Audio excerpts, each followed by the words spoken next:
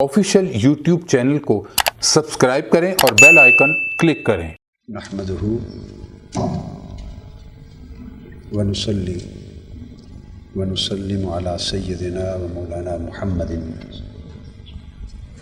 رسول النبی الامین المکین الحنین الکریم الرؤوف الرحیم، اما بعد، بسم اللہ الرحمن الرحیم۔ صدر مجلس، منتظمین جلسہ، معزز خواتین و حضرات اور عزیزان گرامی، یہ امر باعث صد عز و افتخار ہے کہ آج ذکر حسین کی محفل میں ہم سب جمع ہیں، اور اس ذکر سعید کی برکتوں سے ہم اپنے آپ کو مالا مال کر رہے ہیں۔ موضوع بڑا موضوع ہے جس کا انتخاب کیا گیا ہے، اور وہ ہے عصر حاضر اور پیغام کربلا۔ اور اس موضوع کا ایک حسن یہ ہے کہ اس میں خود قدیم اور جدید کو جمع کیا گیا ہے۔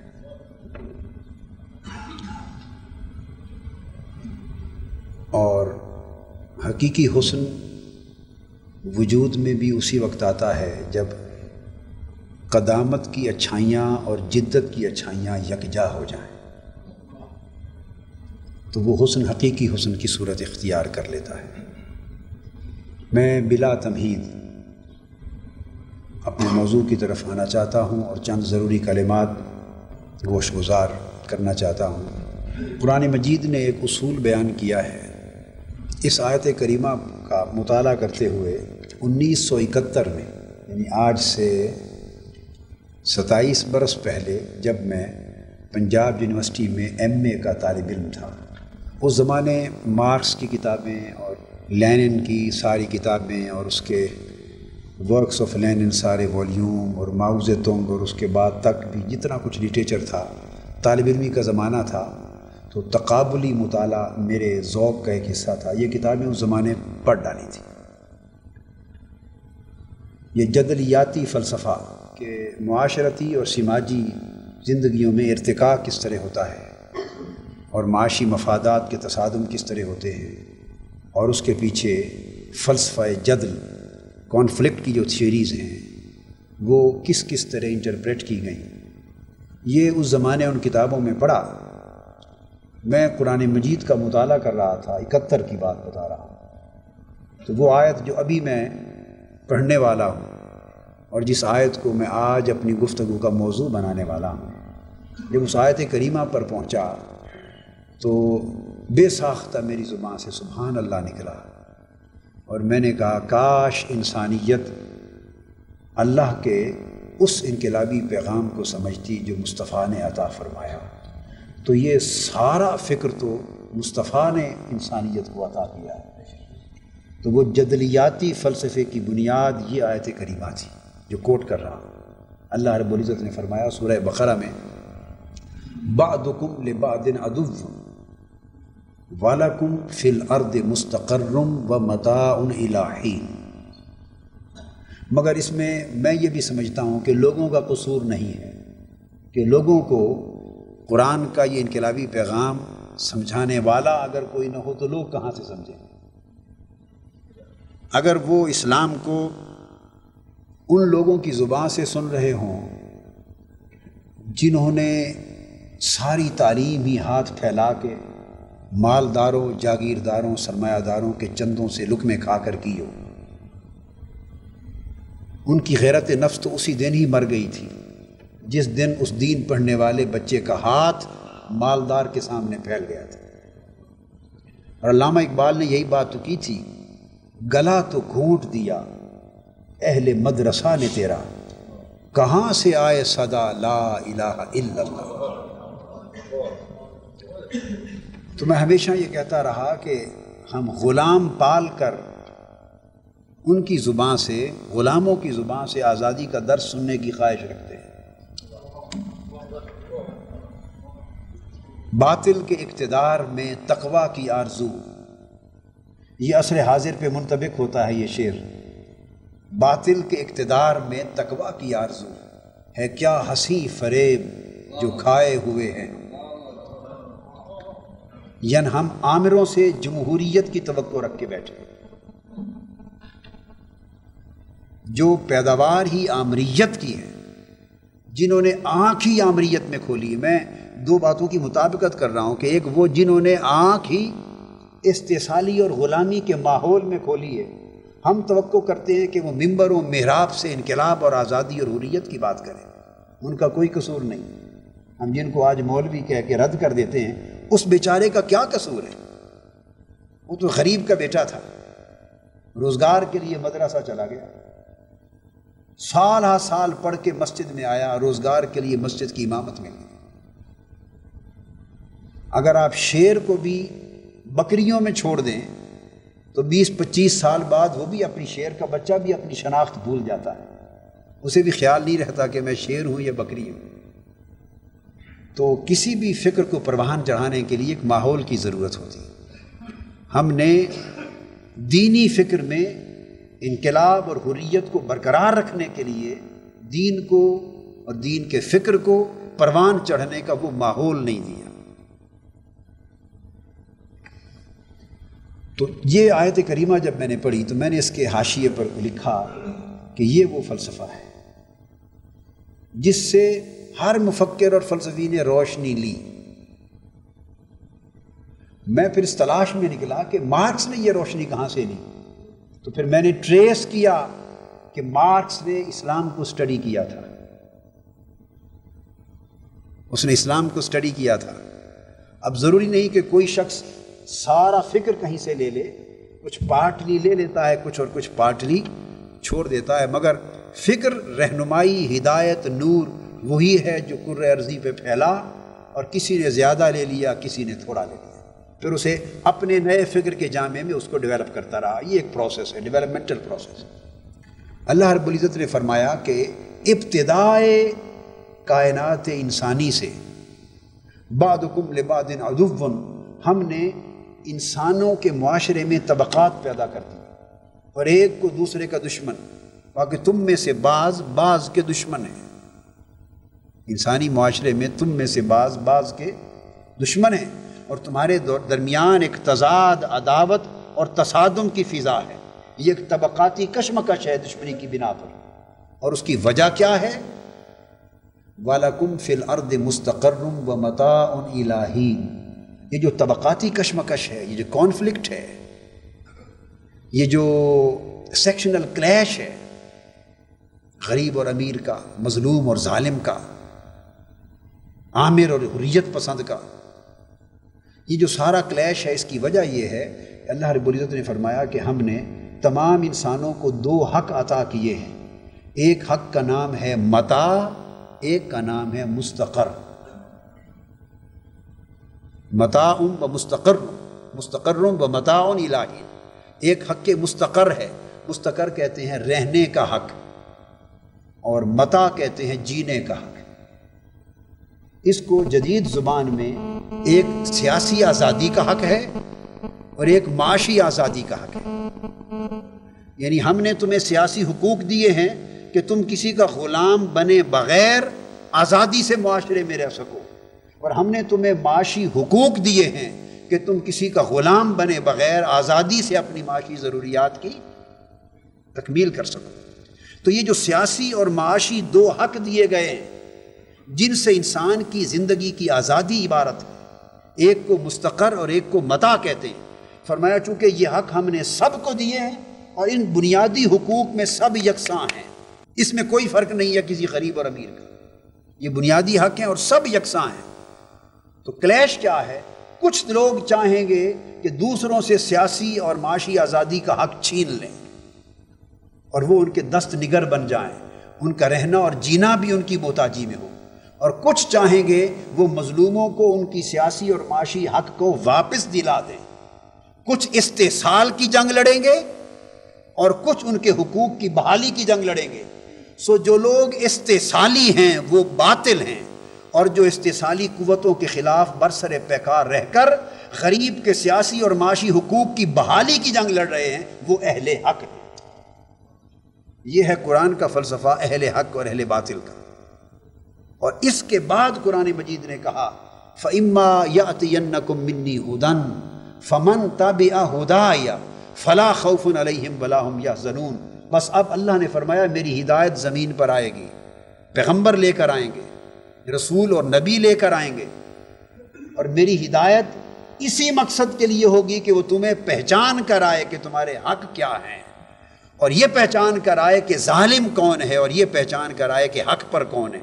فرمایا جو لوگ میری آسمانی ہدایت کی پیروی کریں گے اور اس نظام کو اپنا لیں گے جو میں نے تم کو عطا کیا ہے ہدایت آسمانی کی شکل میں، فلا خوف علیہم ولا ہم یحزنون، تو اس پیروی کے نتیجے میں معاشرہ خوف اور غم سے بے نیاز ہو جائے گا اور اس معاشرے کو امن اور سلامتی نصیب ہو جائے گی۔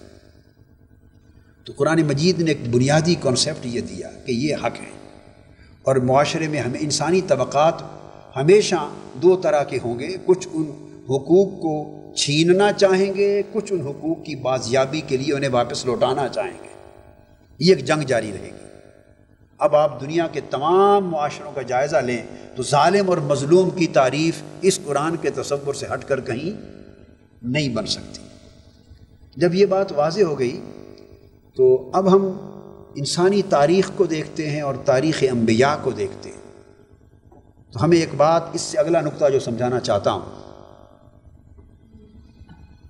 وہ یہ کہ جب ہم بات کرتے ہیں امام حسین کی اور معرکہ کربلا کی، تو یہ بات درست ہے کہ وہ ایک تسلسل ہے پیغام انبیاء کا، وہ ایک تسلسل ہے کردار انبیاء کا۔ حسین تسلسل ہے سیرت انبیاء کی، اور حسین تسلسل ہے پیغام انبیاء کا۔ آپ قرآن مجید میں جہاں انبیاء علیہ السلام کا ذکر آیا ہے، سیدنا ابراہیم علیہ السلام کا، سیدنا ہود علیہ السلام کا، لوط علیہ السلام کا، شعیب علیہ السلام کا، صالح علیہ السلام کا، موسیٰ علیہ السلام کا، میں نے اسپیسیفکلی کوٹ کر دی ہے۔ اگر آپ ان کو پڑھنا چاہیں تو میری کتاب ہے جو سیرت الرسول کا مقدمہ سیرت الرسول، فرسٹ والیوم ہے اس کے آخری ابواب میں میں نے اس انقلابی فلسفے کو ان انبیاء کے ریفرنس سے کوٹ کیا ہے، اور پیغمبرانہ جد و جہد اور اس کے نتائج کے عنوان سے بھی ایک کتاب ہے میری، اس میں بھی یہ چیز ملے گی آپ کو۔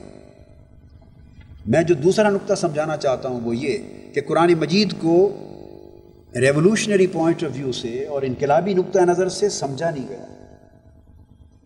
اس کی ریزن یہ ہے کہ جن کو پڑھنے اور سمجھنے اور سمجھانے کی اور قرآن پر لکھنے کی توفیق ملی، وہ بالعموم ان کی پرورش اس ماحول سے تھی جس کا ذکر ہم پہلے کر چکے کہ وہ آزادی اور حریت کے ماحول سے بالعموم آشنا نہ تھے۔ بہت کم لوگ جو ہوئے انہوں نے بڑی انقلابی باتیں کی، لیکن عام طور پہ ہمارے معاشرے نے جن لوگوں کو جنم دیا یہ ان کے بس کی بات نہ تھی کہ وہ اس اینگل سے زاویہ نگاہ سے اس کو سمجھ سکتے۔ تو دوسرا جو نقطہ میں عرض کرنا چاہتا ہوں وہ یہ کہ آپ تمام انبیاء علیہ السلام کی بعثت کا ذکر پڑھ لیں قرآن مجید میں، آپ کو ایک بات بغیر اختلاف کے، بغیر فرق کے اور بغیر کسی کمی بیشی کے نظر آئے گی، اور وہ یہ کہ جس پیغمبر نے بھی آ کے صدائے توحید بلند کی اپنے معاشرے میں، اس کی سب سے پہلی مخالفت اور مزاحمت اس سوسائٹی کے جاگیرداروں اور سرمایہ داروں نے کی۔ اب میں آپ کو دوسرا قرآنی اصول اور فلسفہ کوٹ کر رہا ہوں۔ ان نام میں نے اس لیے کوٹ کیے کہ آپ جس سورت کو، سورہ اعراف کو اٹھائیں، سورہ ہود کو اٹھائیں، سورہ انبیاء کو اٹھائیں، پڑھیں، جس پیغمبر نے بھی صدائے توحید بلند کی۔ اب میں ریلیونس بیان کروں گا کہ توحید کی صدا کا اور سرمایہ داروں اور جاگیرداروں کی ٹکراؤ کا کیا تعلق ہے۔ پیغمبر کی دعوت توحید ہوتی تھی، ہر پیغمبر توحید کی دعوت لے کے آتا، لیکن مخالفت اور مزاحمت ہر پیغمبر، ہر رسول اور ہر نبی کی اس معاشرے کے جاگیرداروں، سرمایہ داروں، وڈیروں اور سرداروں نے کی، اور وہ منظم ہو گئے، اور حضرت شعیب علیہ السلام کے خلاف تو 9 جماعتیں منظم ہو گئیں، اس سوسائٹی کے 9 جماعتوں کے سردار جمع ہو گئے، 9 مختلف جماعتوں کے سردار جمع ہو گئے، اور راتوں رات انہوں نے ایک الائنس بنایا اور ایک گروپ ایک بڑی یعنی مشترک حکمت عملی وضع کی کہ یہ شعیب جو ہماری جارحداریوں کے لیے خطرہ ہے، یہ شعیب علیہ السلام جو ہماری اس پوری کی پوری نظام کے جبر اور تسلط اور استحصال اور ظلم کے نظام کے لیے چیلنج ہے، اس کو راستے سے کس طرح ہٹایا جائے۔ جاگیرداروں نے، سرمایہ داروں اور وڈیروں نے ہر پیغمبر کی دعوت کی مزاحمت کی، مخالفت کی، اور حمایت کنہوں نے کی؟ یہ بھی قرآن مجید کو پڑھ لیں۔ ہر پیغمبر کی بعثت کے ذکر میں ہے، ہر پیغمبر کو اولی دعوت پہ اولی لبیک کہنے والے اس معاشرے کے غریب عوام تھے۔ یعنی میں آپ کو کوئی تفسیر بھی نہیں بیان کر رہا، ایگزیکٹ قرآن مجید کے ٹیکسٹ کو میں آپ کے سامنے کمیونیکیٹ کر رہا ہوں۔ غریب عوام اس معاشرے کے، پسے ہوئے لوگ، محروم طبقات، مظلوم طبقات، سیاسی اور معاشی آزادیوں سے محروم، جاگیردارانہ اور سرمایہ دارانہ ظلم و استحصال کی چکی میں پسنے والے، وہ ہر پیغمبر کی دعوت توحید پہ لبیک کہتے ہوئے کھڑے ہو گئے، اور جاگیردار، سرمایہ دار، وڈیرے، ظالم، خونخوار لوگ وہ ہر پیغمبر کی دعوت توحید کے مقابلے میں مستعد ہو گئے، مجتمع ہو گئے۔ حتیٰ کہ قرآن مجید میں یہ الفاظ بھی آتے ہیں نوح علیہ السلام کے بارے میں بھی، کہ جب وہ کبھی ان کی پیغمبروں کے پاس آنا چاہتے تو وہ کہتے کہ ہم تمہارے پاس اس لیے نہیں آ کے بیٹھتے کہ ہمارے معاشرے کے جو کمی لوگ ہیں، کمینے لوگ ہیں، چھوٹے لوگ ہیں اور پست لوگ ہیں، وہ تمہارے ارد گرد ایمان لا کے تمہارے پاس بیٹھے ہیں، ہم ان کے ساتھ تمہارے پاس کیسے بیٹھ جائیں؟ ہماری عزت کے خلاف ہے۔ یہ قرآن مجید کے الفاظ ہیں۔ وہ تانا دیتے، کوئی کسی پیغمبر کو تانا یہ دیتا کہ یہ ہے تمہاری جماعت جس میں یہ غریب لوگ ہیں معاشرے کے، ہم تو انہیں اپنے پاس بیٹھانا نہیں پسند کرتے، اور یہ تمہاری جماعت کے سپاہی بنے پھرتے۔ تو گویا یہ غریب اور امیر کی جنگ تو نوح علیہ السلام کے وقت سے شروع ہو گئی تھی۔ اس امیر، وہ امیر میری مراد یہ ہے جو غریب کا استحصال کرنا چاہتا تھا، جو مستثنا ہے سو مستثنا ہے۔ تو یہ استحصالی طاقتوں کے خلاف انقلابی طاقتوں کی جنگ، اور انقلابی طاقت کے نمائندے ہمیشہ انبیاء رہے۔ ہر زمانے میں انقلاب انبیاء نے بپا کیا، ہر زمانے میں انقلاب انبیاء نے بپا کیا، اور استحصالی طاقت کے علمبردار ہر زمانے کے جاگیردار اور سرمایہ دار اور وڈیرے لوگ تھے۔ یہ تسلسل چلتا رہا۔ دوسرا ایسپیکٹ تھا، حتیٰ کہ جو وقت آگے گزرتا گیا تو پھر یہ نظام، یہ جو جنگ ہے، یہ نظام منظم ہو گیا، اور منظم ہونے کے بعد جیسے ہم نے یزید کو یزیدیت کہا، تو یہ تقسیم نظام منظم ہونے کے بعد پہلے وجود میں آ گئی۔ تو تاریخ انسانیت میں تین نظام، یہ تین ظلم، جبر اور استحصال کے اور باطل کے تین نمونے وجود میں آئے۔ وہ اوریجنلی اور انیشلی تو افراد تھے، مگر ایٹ دا سیم ٹائم وہ اپنے کریکٹر اور اپنے ماڈل آف بیہیویئر اور اپنی فلاسفی اور اپنی پرفارمنس اور اپنی تھاٹ کی کمیونیکیشن اور اس اپنی تھاٹ کی ایگزیکیوشن کی بنیاد پر وہ افراد نہ رہے، بلکہ وہ سسٹم بن گئے، وہ کلچر بن گیا، وہ تھاٹ بن گئی، وہ پوری جماعت بن گئی۔ پہلا فرد جس نے باطل کا نظام وضع کیا وہ فرعون تھا، اور اس سے وجود میں آنے والا نظام فرعونیت بنا۔ دوسرا فرد باطل کا آئینہ دار اور علمبردار قارون تھا، اور اس سے جس نظام کو وجود ملا وہ قارونیت ہوئی۔ اور تیسرا فرد باطل کا سب سے بڑا علمبردار جس میں فرعونیت اور قارونیت دونوں جمع ہو گئی تھی، وہ یزید تھا، اور جو نظام وجود میں آیا اس کا نام یزیدیت بنا۔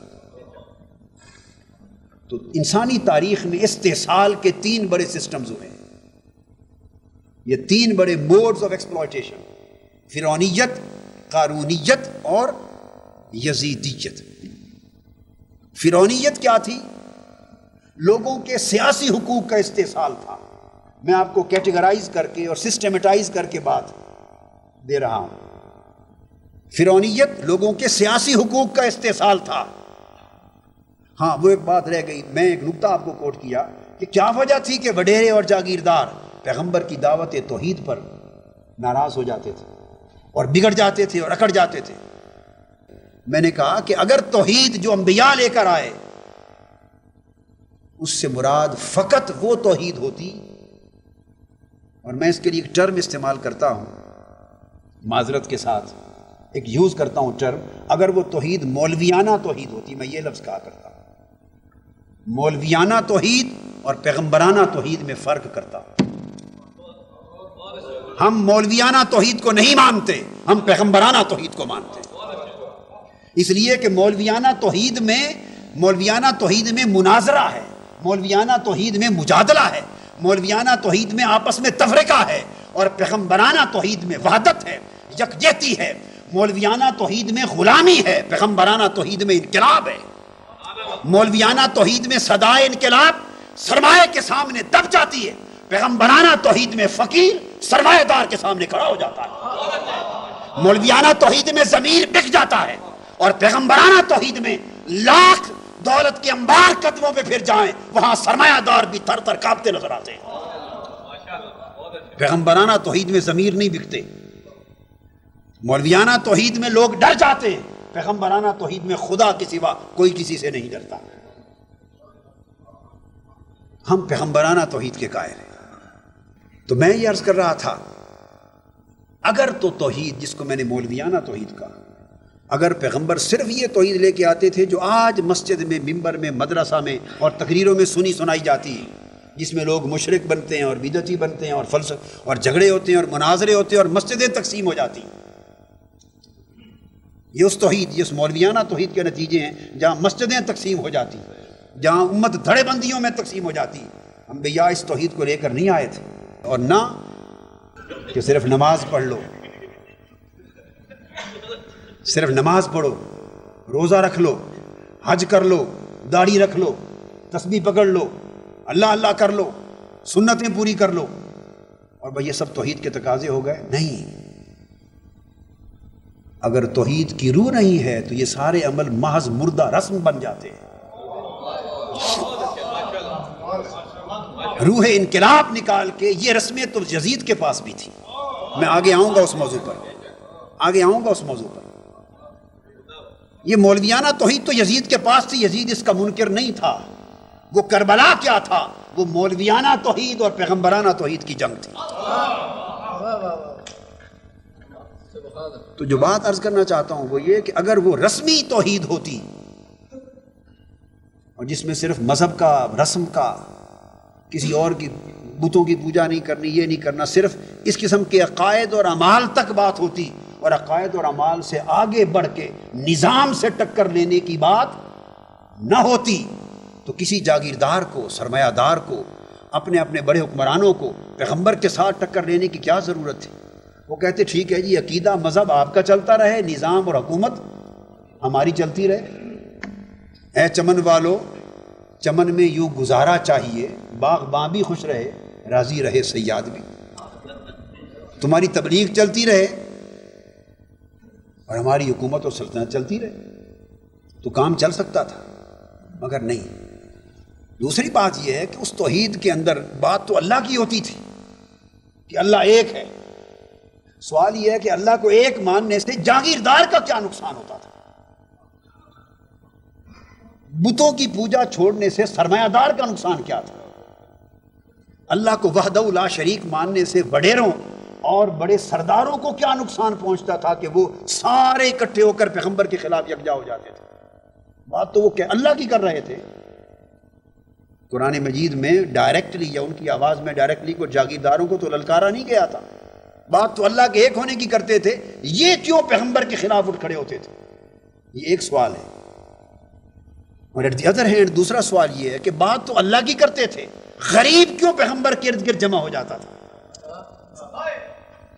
بات تو ہو رہی ہے کہ اللہ وحدہ لا شریک ہے، مگر یہ بات سن کر کہ اللہ وحدہ لا شریک ہے، غریب اس معاشرے کا سارا پیغمبر کے ارد گرد کیوں جمع ہو جاتا تھا؟ غریب عوام کیوں جمع ہو جاتے تھے؟ جب آپ اس پر کنسنٹریٹ کریں گے اور قرآن کو ان کے الفاظ کے سمندروں میں اتر کر معنی کے موتیوں تک چلے جائیں گے، نیچے اتر جائیں گے، اور قرآن کو سمجھنا بھی ایک فن ہے، تو جب اس انداز سے قرآن کے پیغام کو آپ سمجھیں گے تو تب جا کے بات سمجھ آئے گی کہ وہ جس کو دعوت توحید کہا جاتا تھا وہ دعوت انقلاب ہوتی تھی۔ اس توحید سے مراد فقط عبادت میں بتوں کو چھوڑنا نہیں ہوتا تھا، اس توحید سے مراد فقط عبادت میں بتوں کو چھوڑنا نہیں ہوتا تھا، بلکہ نظام میں بتوں کو توڑنا بھی شامل ہوتا تھا۔ پیغمبرانہ توحید یہ تھی کہ عبادت کرو تو بتوں کو چھوڑ دو، اور اگر نظام کی بات کرو تو ان بتوں کو توڑ دو۔ وہ چینج آف سسٹم کی توہین تھی، وہ جاگیرداری کے خلاف ایک آواز تھی، سرمایہ دارانہ نظام کے خلاف ایک آواز تھی، جس میں غریب کے خون سے کھیلا جاتا تھا، غریب کی عزت سے کھیلا جاتا تھا، جس میں پسماندہ، پسے ہوئے، محروم طبقات کے ساتھ ظلم کیا جاتا تھا، اور وہ ان کے خون پسینے کی کمائی پر اپنی عمارتوں کی جا کے بڑے بڑے محلات تعمیر کرتے تھے۔ اس نظام کو چیلنج کرتی تھی پیغمبر کی توہین، اور انہیں اپنی جاگیرداریاں، سرمایہ داریاں، سرداریاں اور وڈیرہ شاہیاں خطرے میں نظر آتی تھیں، اور وہ سمجھتے تھے کہ اگر یہ پیغام توحید عام ہو گیا اور اس معاشرے کے غریب بیدار ہو گئے اور اپنے سیاسی اور معاشی حقوق لینے کے لیے اٹھ کھڑے ہوئے، تو یہ صرف اللہ ہی ایک نہیں ہوگا، نظام بھی ایک ہو جائے گا۔ شرک کا، ظلم کا نظام شرک کا ہوتا ہے، تو ایک ہی نظام۔ اس لیے غریب کو حوصلہ افزائی ملتی تھی پیغمبرانہ توحید سے، اور مال جاگیردار، سرمایہ دار، ظالم، مستبد اور آمر لوگوں کو حوصلہ شکنی ہوتی تھی۔ یہ جب سسٹم بن گئے تو فرعونیت، قارونیت اور یزیدیت، تین نمونے بنے، تین ماڈلز بنے ظلم کے، جبر کے، باطل کے۔ اگر فرعونیت کی بات کریں تو ان کے مقابلے میں موسیٰ علیہ السلام آئے، اور قرآن مجید پڑھیے، جب حضرت موسیٰ علیہ السلام مدین سے چلے ہیں شادی کر کے حضرت شعیب علیہ السلام کے پاس، 10 سال گزار کے 11 سال چلے ہیں، تو جب وادی سینا میں پہنچے تو آپ کو رسالت ملی۔ جب وہ درخت میں سے آگ نکلی تھی، نور چمکا تھا، وہاں رسالت ملی، اور رسالت ملتے ہی پہلا پیغام، فرسٹ ڈیوائن کمیونیکیشن جو سیدنا موسیٰ علیہ السلام کو دیا گیا اللہ پاک کا، وہ معلوم ہے کیا تھا؟ منصب رسالت پہ فائز ہوتے ہی پہلا پیغام کیا تھا؟ قرآن پڑھیے، اللہ پاک نے فرمایا اے موسیٰ جا، یہ نہیں فرمایا جا لوگوں کو نماز کا درس دے، میں پہلے پیغام کی بات کر رہا ہوں، بعد میں سارے پیغام آئے اور یقیناً آئے، مگر پہلا پیغام نہیں تھا کہ جا لوگوں کو نماز پڑھا، جا لوگوں کو یہ مسئلہ بتا، جا لوگوں کو یہ شریعت دے، جا لوگوں کو یہ ہدایت سے آگاہ کر۔ یہ سب کچھ بعد میں عطا ہوا، طور پر جب 10 کمانڈمنٹس آئے اور جب تورات آئی، یہ سب کچھ بعد میں ملا، مگر تورات اترنے سے بھی پہلے منصب رسالت پر فائز کرتے ہوئے رب العزت نے جو پہلا حکم دیا سیدنا موسیٰ علیہ السلام کا، وہ حکم انقلاب تھا۔ اے موسیٰ سیدھا دربار فرعون میں جا، وہ باغی اور سرکش ہو چکا ہے، اس نے بنی اسرائیل کو غلامی کی زنجیروں میں جکڑ لیا ہے، جہاں وہاں زلزلہ انقلاب بپا کر دے۔ موسیٰ علیہ السلام نے پوچھا باری تعالیٰ وہاں جا کے کیا کہوں، میرا نعرہ کیا ہو؟ سورہ طٰہٰ پڑھیے، میں آپ کو پھر بتا رہا ہوں، ایکچولی یہ نہیں ہے کہ آپ سمجھیں کہ یہ میں کوئی انٹرپریٹ کر کے اور ڈیرائیو کر کے میں ایک اپنے انداز میں الیبوریٹ کر رہا ہوں، نہیں، یہ میں ٹیکسٹ کوٹ کر رہا ہوں قرآن مجید کا، ان اوریجنل آپ کو سمجھا رہا ہوں۔ موسیٰ علیہ السلام نے پوچھا مولا میں وہاں جا کے نعرہ کیا بلند کروں، کیا آواز اٹھاؤں؟ یہ پیغمبر رسول پوچھ رہا ہے۔ اللہ رب العزت نے کہا قوم کی آزادی کا نعرہ بلند کر، یہ ہے پیغمبرانہ تاریخ، اپنی قوم کی آزادی کا نعرہ بلند کرو۔ تو رسالت کا پہلا پیغام قوم کی آزادی کا نعرہ بلند کرتے ہوئے دربار فرعون میں گئے اور فرعونیت سے ٹکرا گئے، اس کے بعد باقی نظام شروع ہوتا۔ ادھر سیاسی حقوق کا استحصال تھا، اس استحصال نے فرعونیت کا روپ دھار لیا۔ اسی دور میں معاشی حقوق کا استحصال تھا، اس دور کا سب سے بڑا سرمایہ دار، اس دور کا سب سے بڑا سرمایہ دار وہ قارون تھا، جس کے مال و دولت کے خزانوں کی چابیاں کئی اونٹوں پہ لادی جاتی تھی۔ تو فرعونیت سیاسی حقوق کا استحصال تھا، قارونیت معاشی حقوق کا استحصال تھا، یہ دو الگ تھے، اور یزیدیت یہ باطل کا وہ نمونہ اور باطل کا وہ نظام ہے جس میں فرعونیت اور قارونیت دونوں یکجا ہو گئے۔ یزید کیا ہے اور یزیدیت کیا ہے؟ یاد رکھ لیے اس نے اسلام کا کلیتاً انکار نہیں کیا تھا، پہلی بات۔ یزید کے دور میں بھی اذانیں ہوتی تھی، یزید کے دور میں بھی نماز ہوتی تھی، حج ہوتا تھا، زکوٰۃ ہوتی تھی، خود بھی پڑھتا پڑھاتا تھا، پیتا بھی تھا، پڑھتا بھی تھا، سارے کام ملے جلے کرتا تھا۔ اس کا کانسیپٹ یہ تھا، امام حسین کو اس نے پیغام بھیجا کہ کہ حسین مذہب تم سنبھال لو اور سیاست اور حکومت اور سلطنت اور اقتدار ہم سنبھال لیتے ہیں، اور مذہب سنبھال کر مسجد نبوی میں بیٹھ کے اگر امام حسین اس کے ظالم اور مستبد اقتدار کو چیلنج نہ کرتے تو کیا وہ آپ کو مسجد نبوی میں واز کرنے سے منع کرتا، درس دینے سے منع کرتا، دین کی تبلیغ سے منع کرتا؟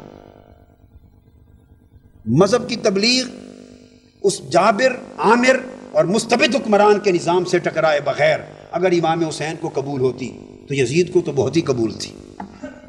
اس نے کہا امام حسین آپ اس کام کو سنبھال لیں، میری آمریت سے ٹکر نہ لیں، میرے جابرانہ اور مستبدانہ نظام کے ساتھ ٹکر نہ لیں، سلطنت، حکومت، اقتدار یہ میرا حق ہے، یہ میرے پاس رہنے دیں، میری ڈائنیسٹی کو نہ چھیڑیں، آپ اس نظام کو سنبھالیں، میں اس نظام کو سنبھالتا ہوں۔ لیکن امام حسین کا جواب یہ تھا کہ یزید میں نانا کے دین کو ٹکڑے نہیں ہونے دوں گا۔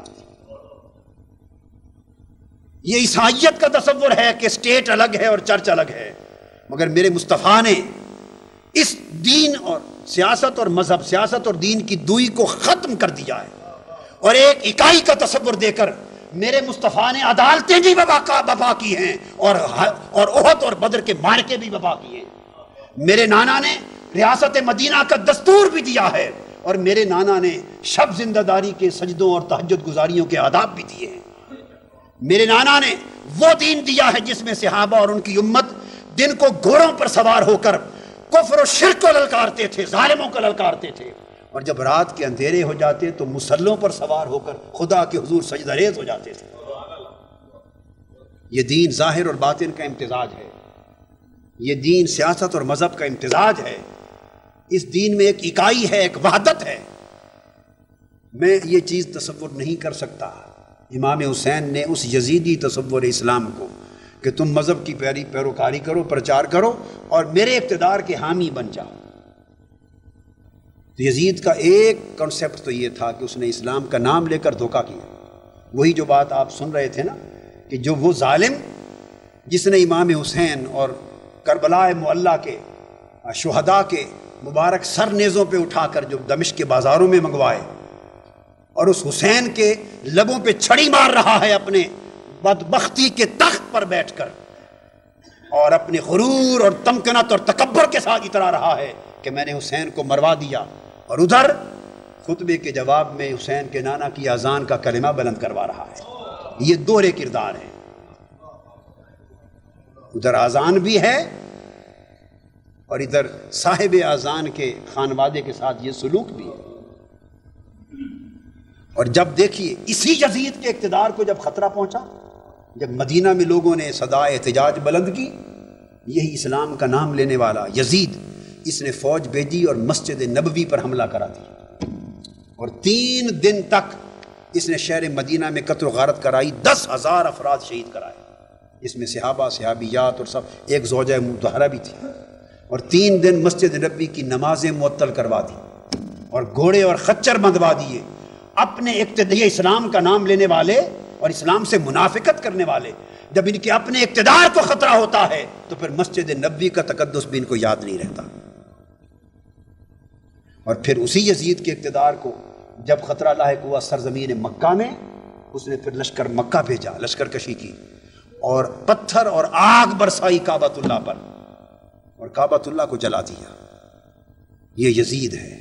یہ تو ایک ایسپیکٹ تھا، اور دوسرا کیا تھا کہ یزید، دوسرا ایسپیکٹ جو اس میں تھا امپورٹنٹ، وہ یہ اسلام کی بنیاد شورائیت پر تھی، یعنی کنسلٹیشن پر تھی، اور یہ بیسس ہے ڈیموکریسی کا۔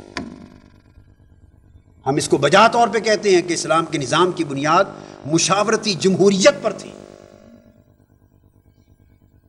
عدل پر تھی، انصاف پر تھی، مساوات پر تھی، سیاسی آزادی پر تھی، سماجی مساوات پر تھی، معاشی عدل پر تھی، دینی تمکن پر تھی۔ یزید پہلا شخص تھا جس نے اسلام کے نظام سے انحراف کیا، یزید پہلا شخص تھا جس نے اسلام کے نظام سے بغاوت کی، اور اس نے بجائے عدل و انصاف کے عدلیہ کو اپنے ہاتھ میں لینا چاہا۔ اس نے اپنی آمریت کو مسلط کرنے کے لیے جمہوریت کی قدروں کو پامال کیا۔ اس نے اپنی ملوکیت کو مستحکم کرنے کے لیے لوگوں کی زبانوں کو کھینچ لیا، ان کی زبانوں کو بند کر دیا، اور بدترین آمریت کی ابتدا کرنے والا اس کا بانی تاریخ کے اندر یزید تھا۔ تو چونکہ یہ آمریت کا بانی تھا، اسلام کے نظام کے خلاف بغاوت تھا یزید، امام حسین اس کے خلاف اٹھ کھڑے ہوئے، اور آپ نے سمجھا کہ اس وقت رسمی اسلام کو تو شاید کوئی خطرہ نہیں ہے، مگر حقیقی اسلام کو خطرہ ہے۔ اگر آج یزید کی حکومت کو چیلنج نہ کیا گیا اور اپنا سارا خانوادہ کٹا کر یزید کے تخت کو نقصان نہ پہنچایا اور اس کے نظام کو تباہ نہ کیا گیا، تو شاید اسلام کی تاریخ میں کوئی عدل کا، حریت کا، مساوات کا، انصاف کا، عظمت کا، آزادی کا، انسانیت کا نام لینے والا کوئی نہیں بچے گا۔ امام حسین اٹھ کھڑے ہوئے تو یزید کا دوسرا اینگل یہ تھا کہ یزید نام ہے حق سے بغاوت کا، یزید نام ہے حق کے نظام سے بغاوت کا، اور حسین نام ہے حق کی حمایت کا۔ یزید نام ہے جہالت کا، حسین نام ہے علم کا۔ یزید نام ہے گمراہی کا، حسین نام ہے ہدایت کا۔ یزید نام ہے کذب، دجل اور فریب کا، حسین نام ہے صداقت کا۔ یزید نام ہے غلامی کا، حسین نام ہے آزادی اور حریت کا۔ اور یزید نام ہے ذلت اور رسوائی کا، اور حسین نام ہے عزت و عظمت کا۔ یزید نام ہے استحصال کا، حسین نام ہے انقلاب کا۔ یزید نام ہے ظلم کا، حسین نام ہے عدل کا۔ یزید نام ہے کفر کا، حسین نام ہے اسلام کا۔ نعرہ تکبیر، اللہ اکبر، نعرہ رسالت، یا رسول اللہ، نعرہ حیدری۔ اس لیے ہم کہتے ہیں کہ یزید نہ رہا، وہ یزیدیت بن گیا۔ حسین حسین نہ رہے، وہ ابدی حسینیت بن گئے۔ یزید شکست کھا گیا، حسین فتح یاب ہو گیا۔ اور یہ بات درست ہے کہ امام حسین کا یا خانوادہ اہل بیت کا یا خانوادہ رسول کا شہید ہو جانا یہ حسین کی شکست نہیں ہے، حسین فتح یاب ہوئے۔ اس لیے کہ اگر حسین چاہتے، میں یہ کہا کرتا ہوں، سیدنا ابراہیم کا لخت جگر اسماعیل، وہ اگر اپنی ایک ایڑی سے آب زمزم نکال سکتا ہے تو لخت جگر مصطفیٰ کی زبان چوسنے والا اور مصطفیٰ کے کندھوں کی سواری کرنے والا حسین اگر ایک ایڑی مارتا، رب کی عزت کی قسم لاکھ چشمے کربلا سے پھوٹتے۔ اگر حسین فرات کو حکم دیتا، فرات پیاسے شہید ہو گئے، حسین کے قدموں میں بہتا۔ اگر حسین آسمان کی طرف ہاتھ اٹھاتا، آسمان موسلادھار بارش اتارتا جو قیامت تک بند نہ ہوتی۔ حسین اگر زمانے کو اشارہ کرتا، زمانے بدل جاتے، زمین و آسمان تہو بالا ہو جاتی، مگر حسین کی فتح بے صبری نہیں، صبر تھا۔ لوگ دیکھ رہے تھے کہ حسین خود کو کیسے بچاتا ہے، ادھر فاطمۃ الزہرا حسین کو دیکھ رہی تھی اور روح فاطمۃ الزہرا آواز دے رہی تھی، بیٹے حسین میں نے تجھے دودھ پلایا ہے، آج میں اس دودھ کی لاج رکھنا دیکھنا چاہتی ہوں کہ گردن کٹواتے ہو یا یزیدی قوت کے سامنے چکتے ہو۔ روح علی شیر خدا پکار رہی تھی، حسین تیرے رگ و ریشے میں شیر خدا کا خون گردش کرتا ہے، کٹ جانا، اپنے جسم کا ریزہ ریزہ کروا لینا، مگر یزیدی عامیت کے سامنے سرنگو نہ کرنا۔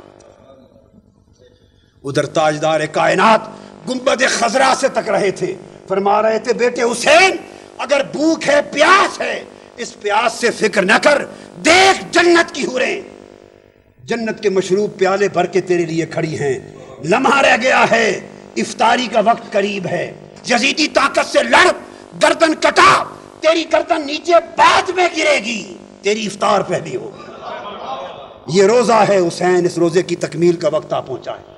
تو کربلا حسین کے روزے کی تکمیل کی شام تھی۔